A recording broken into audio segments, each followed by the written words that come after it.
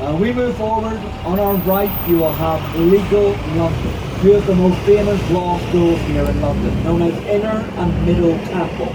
They were two of the four original Inns of Court. When the law system was restructured, this is where barristers and solicitors have to register to practice law in the United Kingdom. So through the gardens on the right, that is Inner Temple, one of the oldest law schools here.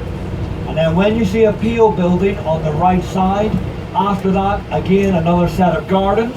Down at the back, Middle Temple. Now this is where William Shakespeare used to premiere his plays to members of the royal family. Yeah, it's coming up now on your right hand side. Through the gardens, all the way at the back. There it is. The whole area is called Temple after the Knights Templar. They were the military wing of the Christian order during the Crusades. They have a temple at the back of Middle Temple, like an actual church. One of only 4 round churches in England.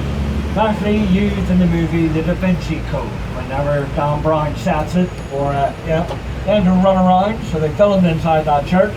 Now they don't let anybody, members of the public, enter it because they got too many people, trying to prove the movie was real. That's what they were going for. And this is our next stop here at Temple itself. No one coming down for this one, Steve. We'll make our way up. If you look at Waterloo Bridge ahead of us on our left, I guarantee everybody has seen that arch as you've walked around London, somewhere else. If you've ever seen a red telephone box as you walk around, you'll have seen that archway. The arch of Waterloo and the telephone box are identical. And it's because they were designed by the same guy.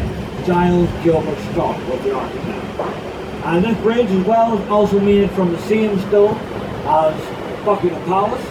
My background's archaeology, not geology, so I don't know how it works, but Portland stone is meant to be a self-cleansing stone.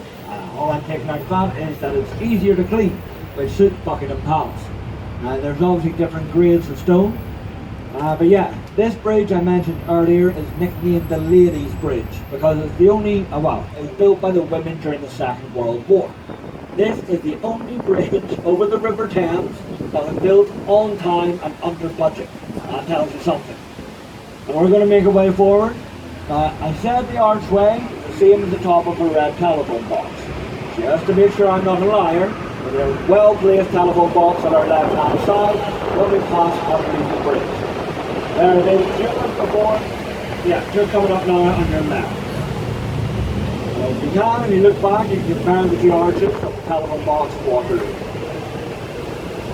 One of the oldest artefacts on the streets of London, coming up on your left, known as Cleopatra's Needle, famously with the two sphinxes, famously facing the wrong way.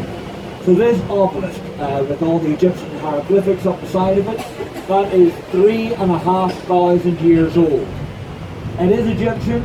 It predates Cleopatra herself by about 1,500 years, 1,450 years or so. It was lost by the Egyptians, found by the Romans, and then given as a gift from the Ottomans to the British after Lord Nelson's victory at the Battle of the Nile, 1799. We'll make our way underneath the last bridge to be opened across the River Thames, the Golden Jubilee Footbridge, opened for Her Majesty Golden Jubilee in 2002. Just above us sits either side of the Hungerford Railway Bridge, which was designed by a Victorian engineer with one of the best names. Isambard Kingdom Brunel. That was his name.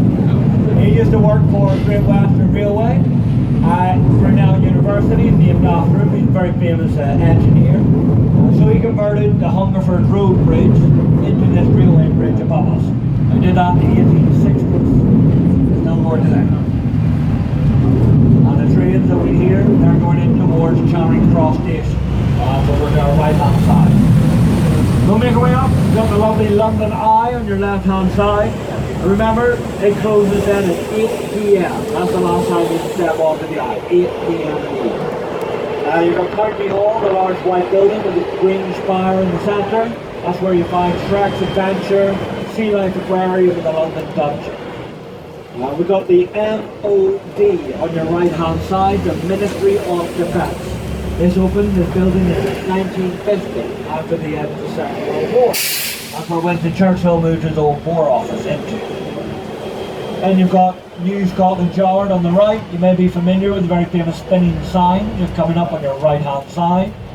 So New Scotland Yard is the headquarters of the London Metropolitan Police Service. Our lovely Bobby standing out there protecting it.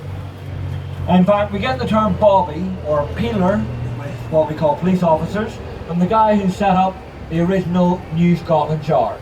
His name was Robert Peel.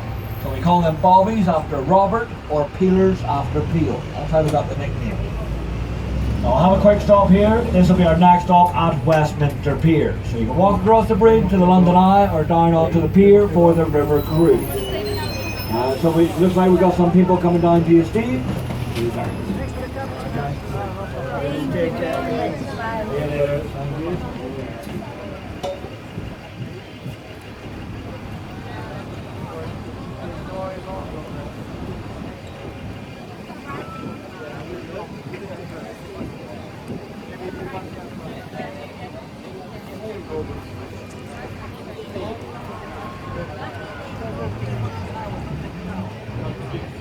What everybody calls is Big Ben, so that's perfectly fine for you to call that big clock Big Ben.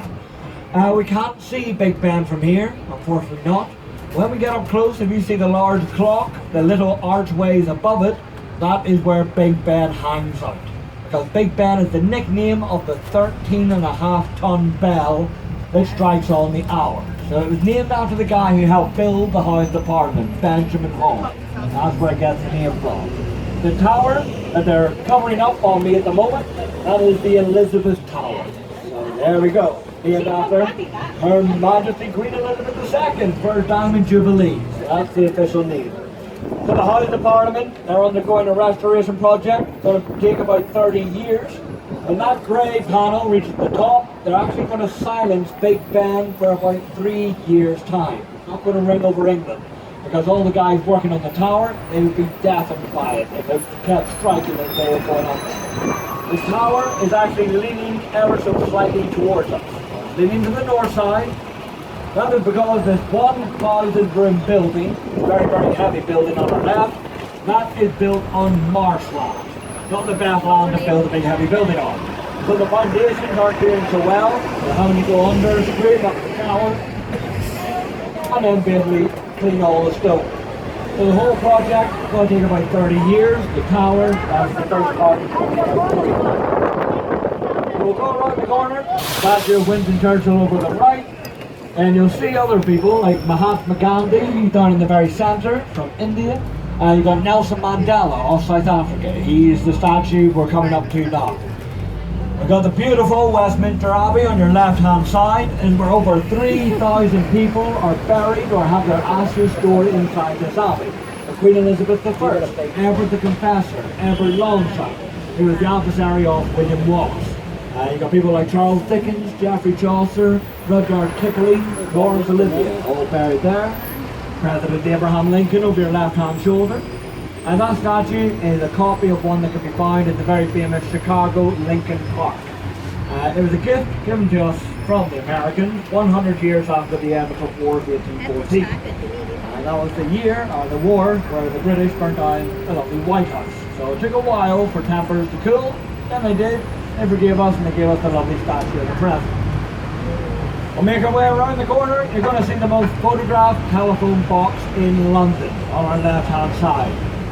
You take your photograph with this telephone box. Please get Big Ben in the background. That's sort of the whole point. That's why it's done here. It is not a working telephone box, so don't worry. No one will be trying to make a call while they're opening the doors.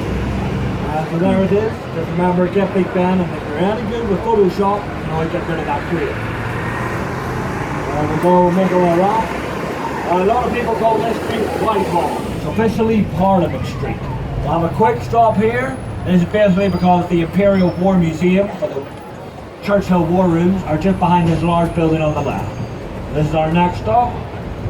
No one coming down for this one, Steve. Thank you, sir. This big building is the Department of Culture, Media and Sports, a government building. Also our Treasury Department are in here as well. Right hand side, the Red Lion, one of Charles Dickens' favourite pubs. To be fair, Charles Dickens had many favourite pubs in London, 20. You'll have the Cenotaph on the right, the most senior war memorial in London. And then on the left, Downing Street, the big black gates. So this is where the Prime Minister lives, through those big gates. I know, you can't see number 10. I've been in there. Oh, you've been in there? No, I have not.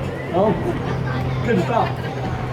This, where Downing Street is, behind this large building. So this is the Cabinet Office. On our left, central government. So when you become Prime Minister, you have the right to appoint certain people to your cabinet. So this is where they all work from. The opposition then, so at the moment, Conservative, largest party, attached to the DUP, and second largest party then Labour. So they form this shadow cabinet, the opposition. But this is where the main lot works from. So we'll make our way up. Yeah, we'll see the lovely horses on the left-hand side of the bus. They're the King's Troop. They're a very special uniform. They're part of the Royal Artillery. So keep looking to your left. You don't see these guys every single day. They only guard this part of Royal London for about a 3-week period. So that's the King's Troop formed by King George VI, the Queen's father. The Queen could have renamed them the Queen's Troop, but she didn't want to because of memory of her late father. So they're just always called King's Troop. We'll make our way into Trafalgar Square. So we'll see Lord Admiral Horatio Nelson standing at the very top of Nelson's Column. Now, Lord Nelson famously won the Battle of Trafalgar in 1805, but he lost his own life in the very same battle. But because he was so popular, normally he should have been buried at sea. Because there's no way of preserving a body on long voyages. But they said you have to bring Lord Nelson's body back. He must be buried at St. Paul's Cathedral. And so he is. He's buried right there. Left hand side, Admiralty Arch with Buckingham Palace at the very far end. Those very famous gates in the centre, they're only meant to open for the royal family. So I was told. I started this job last year when they were filming the Transformers movie here. So I come around the corner, big black gates open.